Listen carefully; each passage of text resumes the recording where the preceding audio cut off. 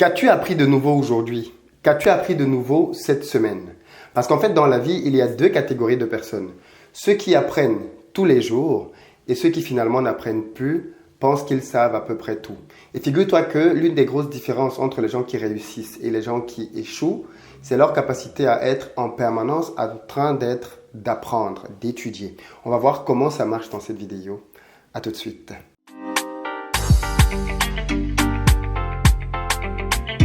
Salut, moi c'est Philippe d'Investir au pays. Au travers de cette chaîne, j'accompagne la diaspora africaine dans l'entrepreneuriat et dans l'investissement. Donc si l'une de ces deux thématiques t'intéresse, je t'invite sans plus tarder, toi aussi, à poser tes deux premiers pas pour te rapprocher de tes objectifs business. Le premier consiste à t'abonner simplement à cette chaîne et à activer les notifications, la petite cloche, afin d'être informé de la parution de chacune de nos 3 vidéos hebdomadaires, le lundi, le mercredi et le vendredi en matinée, mais aussi le mercredi en soirée et le dimanche en après-midi pour participer en live à l'une des 2 émissions que l'on tient. Il s'agit pour toi de pouvoir bénéficier de mon expertise business, mais aussi celle de mes invités qui vont t'aider à pouvoir devenir un meilleur entrepreneur. La deuxième chose que tu peux faire, c'est aller dans la barre de description et cliquer sur le lien pour recevoir gratuitement le petit livret que j'ai écrit intitulé « 10 bonnes raisons de devenir entrepreneur ». C'est un tout petit livret qui se lit rapidement et qui va te permettre de te bâtir un bon état d'esprit, un bon mindset pour t'aider à te lancer dans les affaires. Alors, aujourd'hui, dans cette vidéo, je voudrais parler avec toi d'un sujet super important. Tu sais, depuis quelque temps, on a commencé une petite série de vidéos dans lesquelles on voit les différences entre les personnes qui réussissent et les personnes qui échouent. D'ailleurs, je t'invite à pouvoir regarder la première vidéo de la série si tu ne l'as pas encore fait. Tu as un lien qui apparaît là, plutôt à droite ou gauche, je ne sais plus, tu vas le voir apparaître. Dans tous les cas, aujourd'hui, je voudrais voir avec toi un deuxième élément super important, c'est la capacité à apprendre. Parce que figure-toi que beaucoup d'entre nous ont assimilé les études, l'apprentissage, du moins on a confondu 2 notions importantes, l'école et l'apprentissage. On a confondu le diplôme et le savoir. C'est-à-dire que pour beaucoup de gens, la finalité c'était d'avoir un diplôme. La finalité c'était d'avoir un parchemin, un papier qui leur permettait de pouvoir par la suite avoir un travail. Et ça, bien évidemment, c'est quelque chose d'assez problématique parce qu'en réalité, ce qu'on nous a caché, c'est que dans la vie, en fait, il faut être en permanence en train d'apprendre si on veut réussir. Parce qu'en fait, les gens qui sont aujourd'hui dans la réussite sont des gens qui passent énormément de temps à se cultiver, énormément de temps à lire. Pour une raison toute simple, c'est qu'en fait, l'être humain est un être qui est doué de plein de capacités et le seul moyen pour lui de pouvoir les tester, de les expérimenter, c'est de pouvoir être dans une situation dans laquelle il peut appliquer les choses qu'il a apprises. Le problème, c'est que quand tu n'apprends pas, tu ne peux rien appliquer, bien évidemment. Et donc, comme nous avons été dans un système dans lequel c'est la recherche du travail, du diplôme et de l'argent qui nous a guidés, on a foncé vers les diplômes et dès qu'on a eu nos diplômes, la vie s'était arrêtée là, quoi. On a commencé à chercher un travail et dès qu'on a eu un travail, derrière on a commencé à penser à fonder une famille, à avoir des enfants, à acheter une voiture, à acheter une maison, ainsi de suite. Et on a oublié le domaine du savoir, malheureusement. Et ça nous a fait un très très grand tort. Et dans cette vidéo, si tu veux, je voudrais te parler de l'importance du savoir. Parce qu'en fait, la vérité, c'est qu'aujourd'hui, si tu n'es pas encore là où tu as envie d'être dans ta vie, si tu n'as pas encore atteint les objectifs que tu t'es fixés, c'est parce qu'il y a des choses que tu ne sais pas encore. Simplement. La seule chose qui fait qu'aujourd'hui, financièrement, tu n'es pas au niveau là où tu es, c'est parce qu'il te manque de la connaissance. Il te manque du savoir. Parce que pour pouvoir devenir la personne que tu as envie de devenir demain, il faut que tu apprennes un certain nombre de choses qui vont contribuer à faire que tu deviennes quelqu'un d'autre. Parce que pour devenir quelqu'un d'autre, bien évidemment, il faudrait que tu changes. Et le changement passera toujours par la venue dans ta vie de nouvelles données. Si tu n'as pas de nouvelles données, si tu n'as pas de nouvelles sources d'informations, alors il n'y a pas de raison pour toi de changer.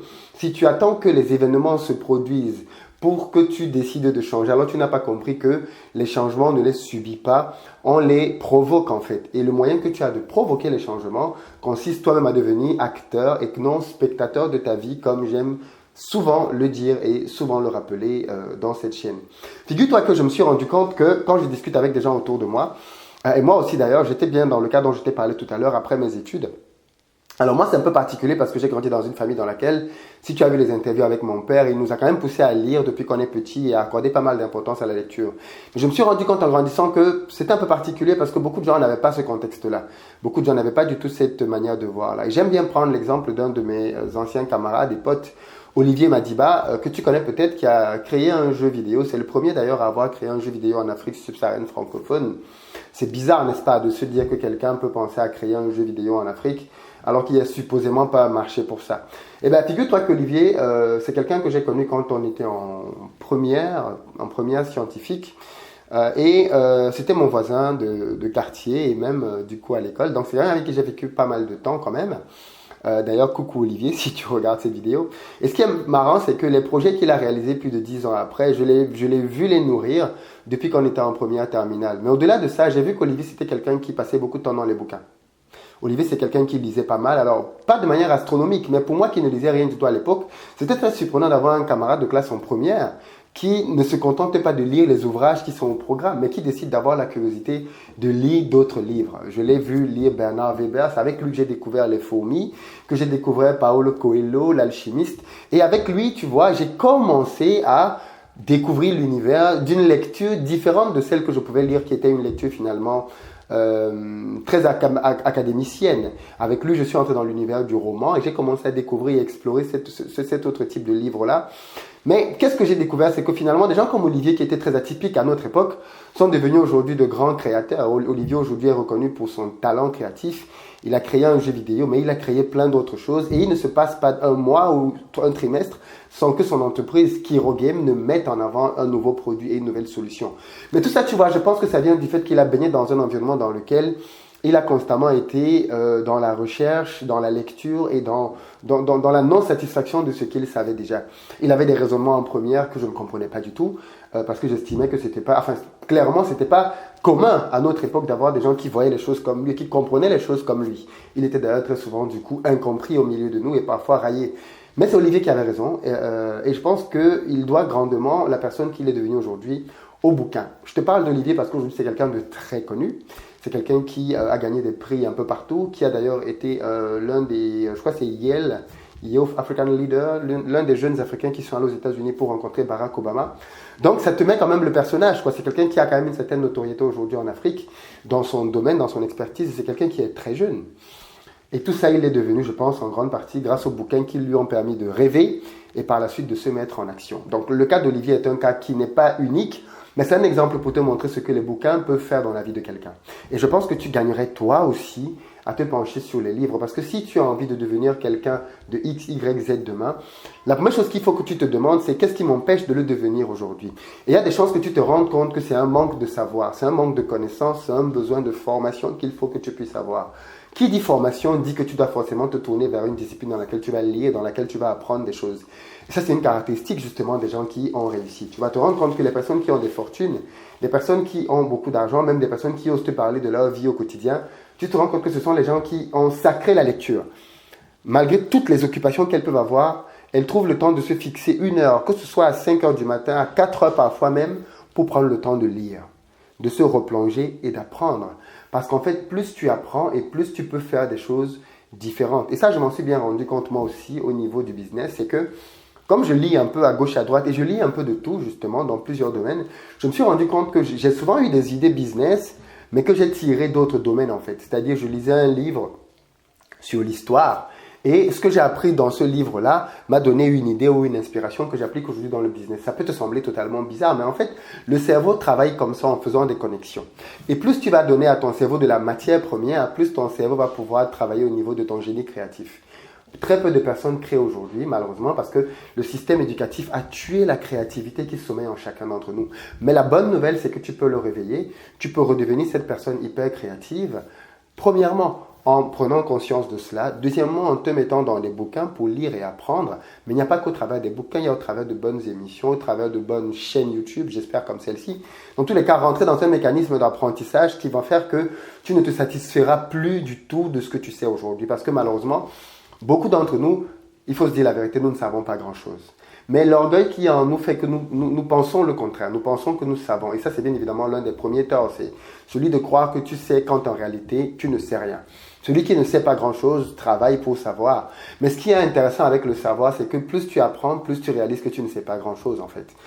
Celui qui croit qu'il sait, et c'est le propre justement de beaucoup d'ignorants, c'est celui qui ne sait rien en fait en général et qui croit que ce qu'il a suivi un jour dans une émission à la télé, ce qu'il a regardé un jour, je sais pas moi, ce qu'il a écouté dans une conversation un jour était suffisant pour qu'il devienne expert. Ou alors pire, ce qu'il a appris à l'école dans une matière.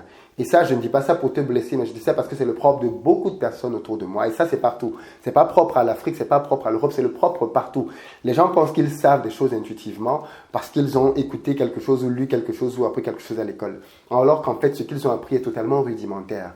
Et s'ils veulent aller loin, s'ils veulent obtenir une expertise, s'ils veulent devenir parmi ceux qui réussissent, il faut qu'ils acceptent humblement d'apprendre. Et c'est pour ça que je te confronte à cette question. Qu'as-tu appris aujourd'hui? Je n'ai pas dit ce que tu as appris il y a un mois ou un an, mais je te parle bien d'aujourd'hui. Parce qu'en réalité, tu devrais être à la quête du savoir. Parce qu'on dit qu'il y a une différence entre celui qui sait et celui qui ne sait pas. Le savoir est une arme. Tu connais certainement cet adage-là. Et aujourd'hui, justement, il y a énormément d'opportunités qui passent entre tes mains parce que tu ne sais pas simplement comment faire pour les saisir. Il y a plein de postes qui te sont présentés, mais tu ne peux pas postuler à cela parce que tu ne sais pas comment faire pour pouvoir réaliser les choses qui sont demandées. Voilà, il y a tout un univers en fait qui est là comme ça devant toi, d'opportunités que tu peux saisir, mais qui s'éloignent de toi parce que tu n'as pas de connaissances. Je dis tout ceci pas avec le but de te blesser, c'est jamais mon but, mais avec le but de te réveiller, de te motiver, de te booster à réaliser et à prendre conscience que tu es en train de passer à côté de ta vie. Tu es en train de la gâcher si tu te contentes uniquement de ce que tu as aujourd'hui et de ce avec quoi tu vis. Parce que tu es rempli de potentialités que tu n'explores pas. Et ce que je veux te demander justement, c'est de te donner à toi-même un challenge. Un challenge très simple. Un challenge d'apprentissage basique. Un livre par mois.